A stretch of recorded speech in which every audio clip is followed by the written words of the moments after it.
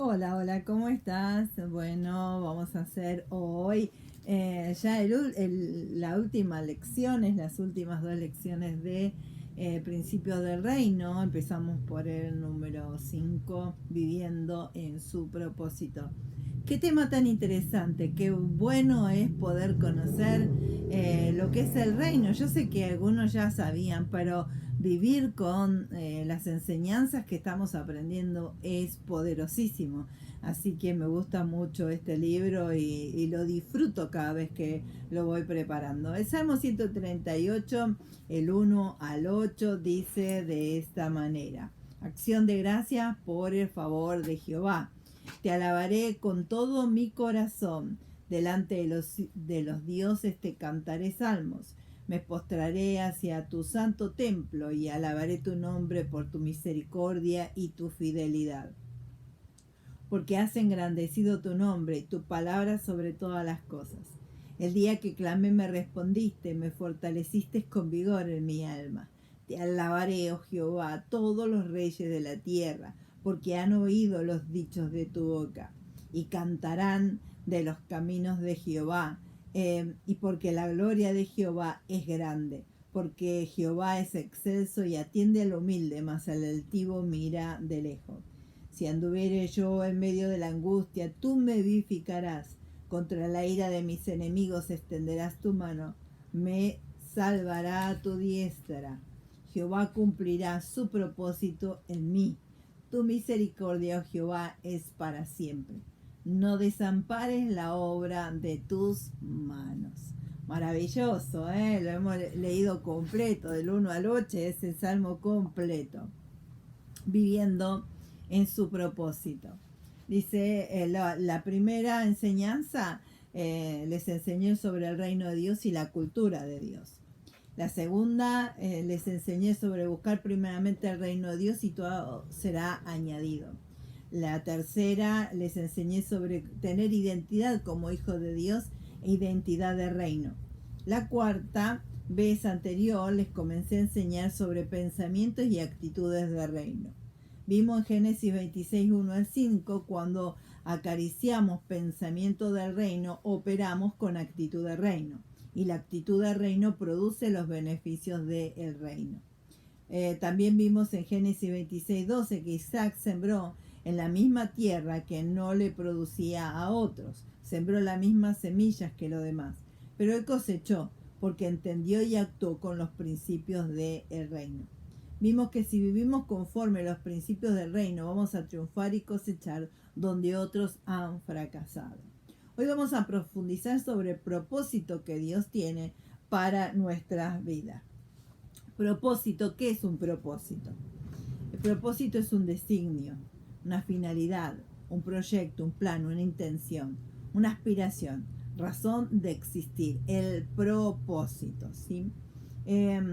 Hemos aprendido que Dios tiene un propósito para cada uno de sus hijos. Hemos aprendido que unos lo encuentran y otros no. Los que no solos sobreviven. Y hemos aprendido que una vez lo encuentras y lo vives, te sientes realizado. Claro, porque cuando uno encuentra el propósito, sabe para qué está en la tierra, para qué está dentro del reino, para qué está viviendo este tiempo. Hay un propósito que Dios tiene y hasta que uno no lo encuentra. Yo durante muchos años viví, sobreviví, pero no tenía un propósito. Era algo que en la vida hay gente que nunca encuentra el propósito por el cual está en la tierra. Y entonces sobreviven nada más. Es importante saber. Ahora vos me preguntarás, pero pastora, ¿cómo sabemos cuál es ese propósito? Se lo tenés que preguntar a tu creador, a tu Señor, a tu Dios. Él te va a decir cuál es el propósito. Primeramente, sabemos que el plan de Dios fue que seamos salvos, por eso envió a Jesucristo a la cruz. Y hoy en día tenemos la salvación, pero no nos quedemos con esto porque todavía hay más, ¿sí? Él tiene mucho más para enseñarnos, pero tenemos que empezar a vivir de acuerdo a las leyes del reino, que son poderosísimas, son leyes que acá en la tierra no aplican en el reino de Dios. y por lo tanto hay beneficios dentro de ese reino que hoy, si no los conocemos, nos estamos perdiendo de esos beneficios. Por eso es tan importante lo que estamos aprendiendo y ponerlo por obra. Hemos aprendido que cuando operas en el propósito de Dios, Él se encarga de todo. Efesios 3, 8 y 12 dice, Jesús vino a restablecer el reino para que se cumpla el propósito de Dios y sus hijos vivamos disfrutando de su propósito. Y ahí está Efesios 3, 8 al 12, para que el texto para que podamos leer. ¿Sí? Dios te escogió y quiere que tú descubras y vivas en su propósito, para que Jesús sea glorificado, exaltado en ti y tú en Él. Ese es el plan que Dios tiene para nosotros, ¿sí? Y te da como texto bíblico 2 de Tesalonicenses 1, 11 y 12. Ahí vamos. Aguardame, porque ya estoy ahí.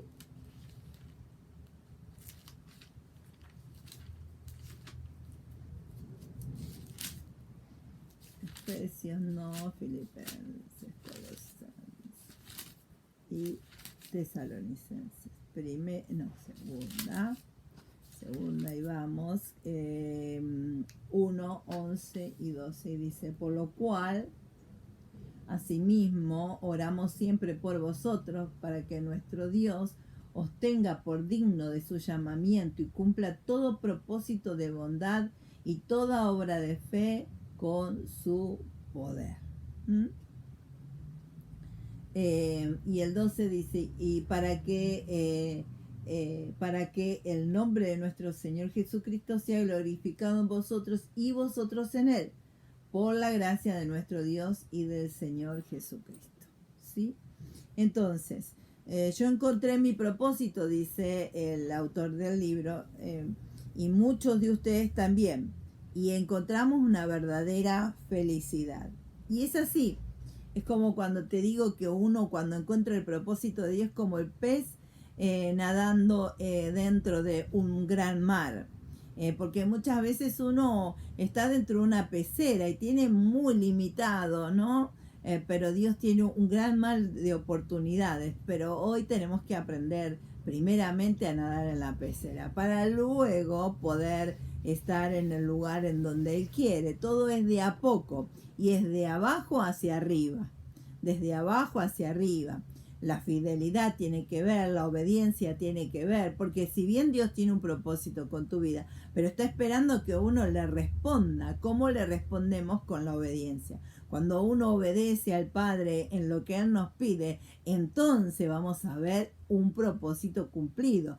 ¿Cuál es ese propósito? Que tengamos un corazón obediente para que Dios pueda darnos cada día más. Dice su palabra, el que tiene se le dará más, y al que no tiene, aún lo que tiene le será quitado y se le dará a aquel que tiene más. Se me va el tiempo. Bien, entonces, mientras no encontremos el propósito, vamos a vivir las vidas inconstantes. Cuando somos constantes con Dios, nuestra vida se ordena y nivela, ¿sí? Y nivela. Es como una copia de llaves, dice. Claro, porque cuando nos encontramos con el propósito, como que ahí se abre esa puerta y uno puede entrar y salir. ¿Por qué? Porque entendió cuál es el propósito. Durante mucho tiempo, te digo, me costó entender esto y aceptar que Dios tenía un propósito con mi vida. Antes creía que yo tenía un propósito con Dios, mi propósito era ser obediente, mi propósito era agradable, mi propósito era ser cada día mejor hija de Dios. Pero cuando leí esta palabra, que Él tenía un propósito conmigo, se alegró tanto mi corazón que comencé a decirle, Señor, yo quiero conocer cuál es tu propósito en mi vida para poder trabajar, para servirte, para poder funcionarme con tu plan y tu voluntad. ¿De acuerdo? Bien, el primer propósito de Dios para ti fue la salvación eterna que tenemos. El segundo propósito de Dios es que permanezcas fiel a Él. Ahí tenés el texto bíblico. El tercer propósito de Dios para ti es que todo te salga bien. A los que aman a Dios, todas las cosas le ayudan para bien. El cuarto propósito de Dios es que heredes sus riquezas conforme a su gloria, y Él tiene mucho para darnos.